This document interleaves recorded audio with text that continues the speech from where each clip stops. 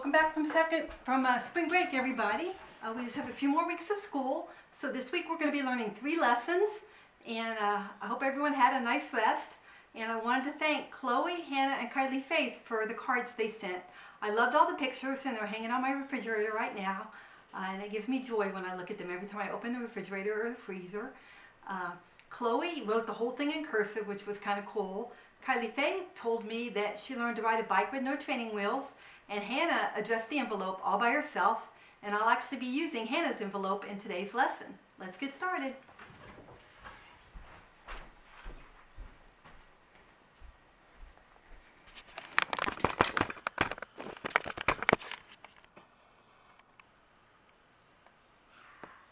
Okay. So we're only going to do a few of the problems. I want to focus on kind of the new harder ones, and the ones that we've done a lot you can do with your parents. So we're going to do problem 1, problem 4, and problem 5 on this page. So lesson 121. Dina told the class that she put 2 quarters in each of her pockets. Dina's clothing has 5 pockets. Draw the pockets and then the quarters in each pocket. So it's always kind of open on the top of pockets, so I'm going to draw them like that.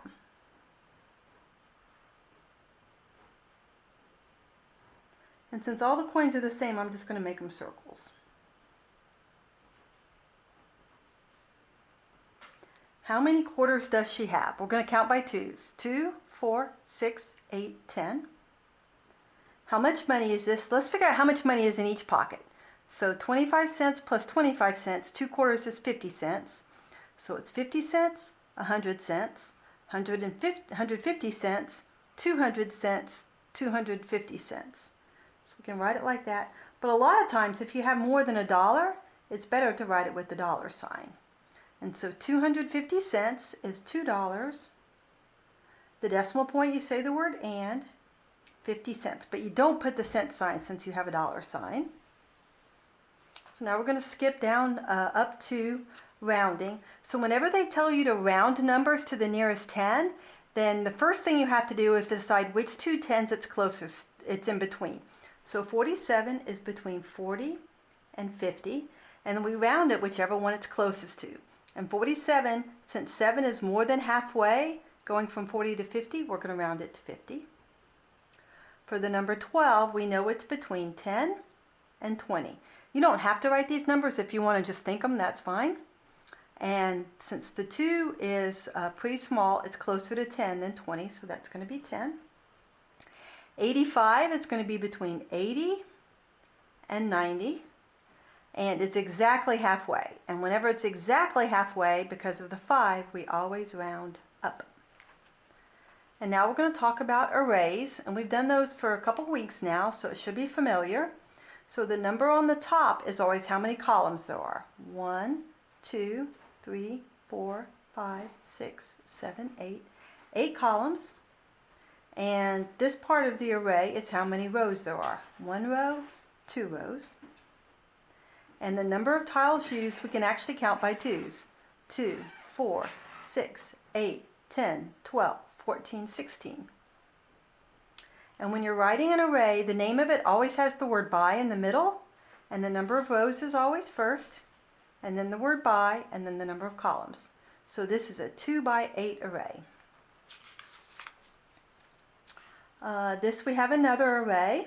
The number of rows is 1, 2, 3, 4.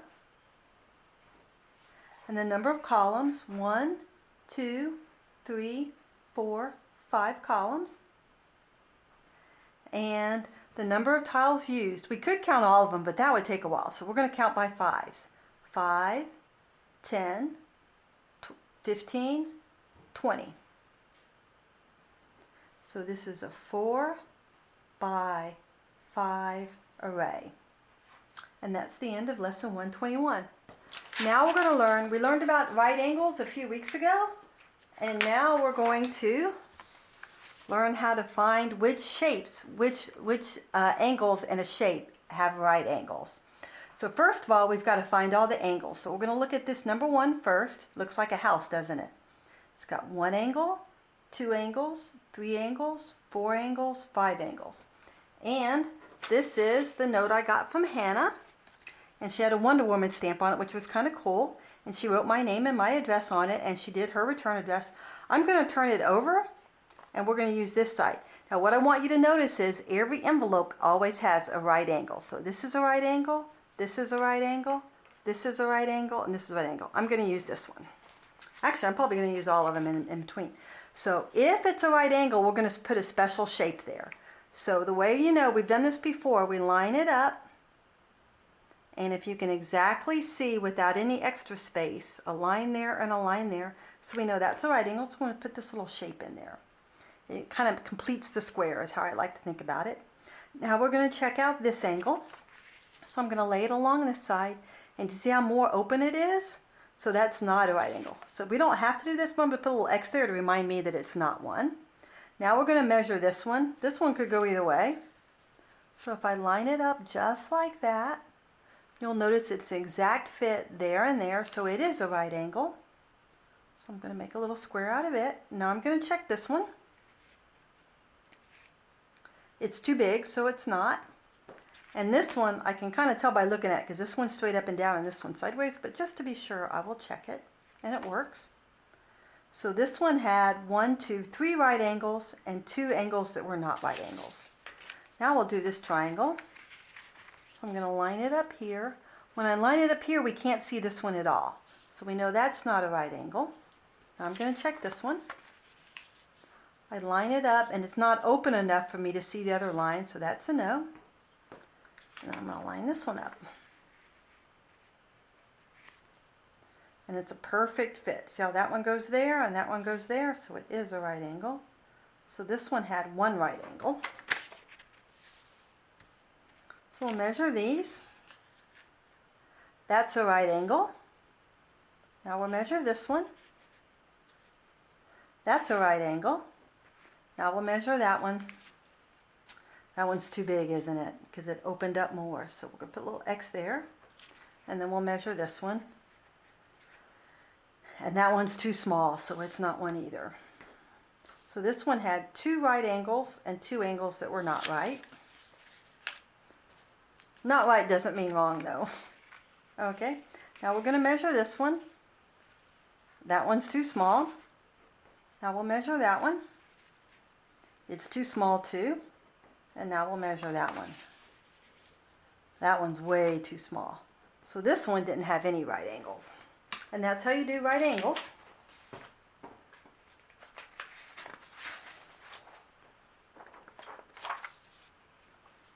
Okay, so lesson 122.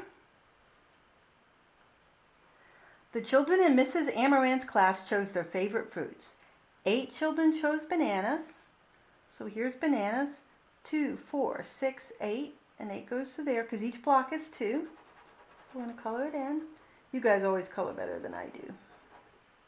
15 children chose oranges. So let's find the mark. 2, 4, 6, 8, 10, 12, 14, 16. So here's 14 and here's 16. And since it was 15, that's halfway in between. So we'll draw a line. And then we know to shade everything up to the line. We had to draw a line on that one because there wasn't one. So we would know how far to shade. Okay. And 7 children chose apples. 2, 4, 6. So 7 is halfway between 6 and 8. So we'll make a line.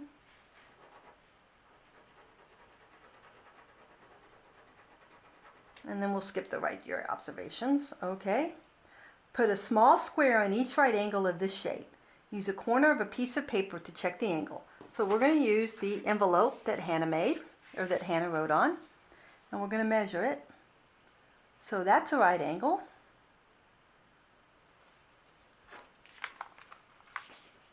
That's not a right angle.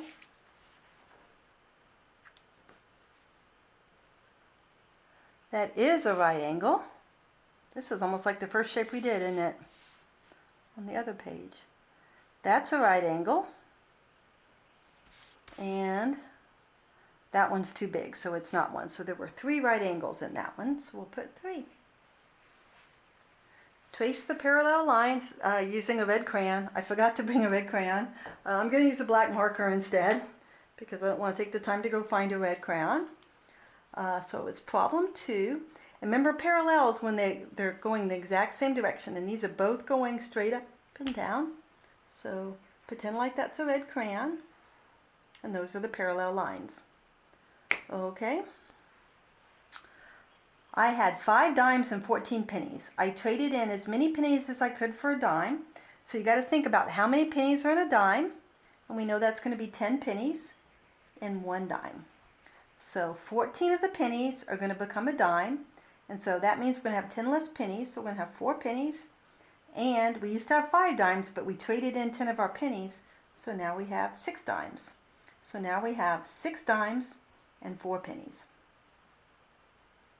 Okay, draw 3 baskets. Draw 4 oranges in each basket. So I'm not very good at baskets. I'm going to make them like Easter baskets, because Easter will just have finished and everybody probably has brand new Easter baskets. Or maybe not. My kids always use the same basket every year. And we're going to put 4 oranges in each basket. If you have an orange crayon, you may want to do it with an orange crayon. How many oranges did you draw? Now, we could count them, but I want you to learn how to count by 4s. That means skip counting.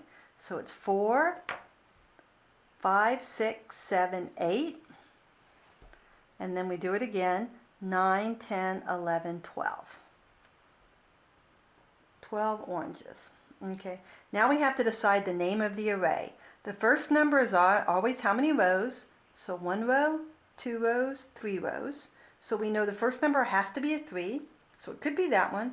It could be that one. It can't be this one, because that doesn't start with a 3, and it can't be that one. The second thing, the word has to be the word by. That one has a by, but that one has a plus, so it can't be that one. And then well, we think it's this one because that's the only one left, but let's check the number of rows to be sure. 1, 2, 3, 4, 5, 6. It's that one. And that's the end of lesson 122. Last lesson, and then I want to go over one other quick thing.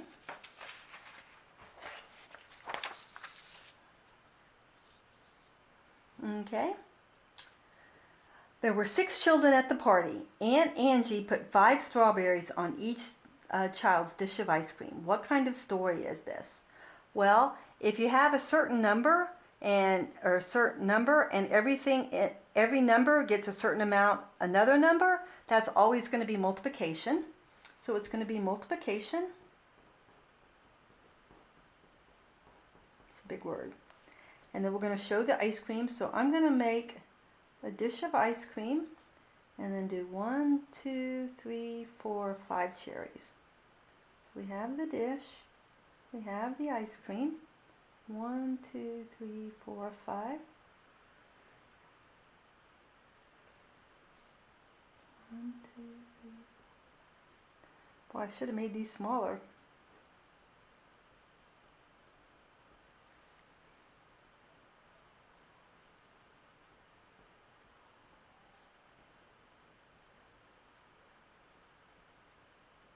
One, 2, 3, 4, 5, 6. Okay.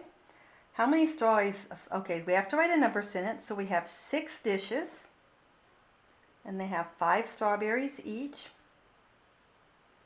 And 6 times 5. You should be working on your 5 times tables, and you might already know this, but let's count by 5s. 5, 10, 15, 20, 25, 30. And the answer is 30 strawberries. Okay. Now we'll skip down to number 4. Draw a triangle with the right angle. For this, it would be good to get a piece of paper or something so we know we can do it exactly right. So I'm going to do this to make sure I have a right angle. You can maybe even do it with the corner of your ruler if you wanted to. You could do a line like that and a line like that. And then you connect the two.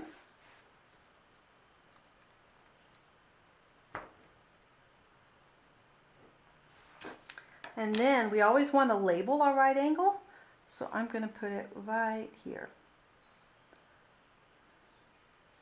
Oh, I forgot to do number 3, and I was supposed to. Measure the sides of the rectangle in problem 2 using centimeters. What is the perimeter? So you write P equal, because P stands for perimeter, and it's a capital. And we're going to measure in centimeters. So it looks like it is 10 centimeters long. So I'm going to do 10 centimeters plus, because remember we got to go all the way around, so I'm going to measure it up and down in centimeters. That is 3 centimeters, 3 centimeters. And I could measure it again, but I know it's going to be the very same length, plus 10 centimeters. You notice how I write the centimeters every time, and we know this is going to be the same as that one, plus 3 centimeters. And I'm going to write P equals, so the perimeter is 10 centimeters plus 10 is 20. 20 plus 3 is 23. 23 plus 3 is 26. So the answer is 26 centimeters. Okay. And then the last one is label this array. So we're going to count the number of rows. 1, 2, 3. We're going to count the columns. 1, 2, 3, 4, 5, 6, 7, 8, 9, 10. And the number of tiles used, we can count by tens. 10, 20, 30. And it's a 3 by 10 array. Okay? And that was the last lesson. One of the hard things this week is you're going to have so many subtraction problems on the same page. So if you can't do them all at once, that's okay. But there's 100 subtraction problems. That's why it's called S100. S for subtraction, 100 for 100 problems. And you're going to be doing all of these. And we're not going to time it, but just do your best. And I hope everybody has a great week doing math. And I will talk to you next week. Bye.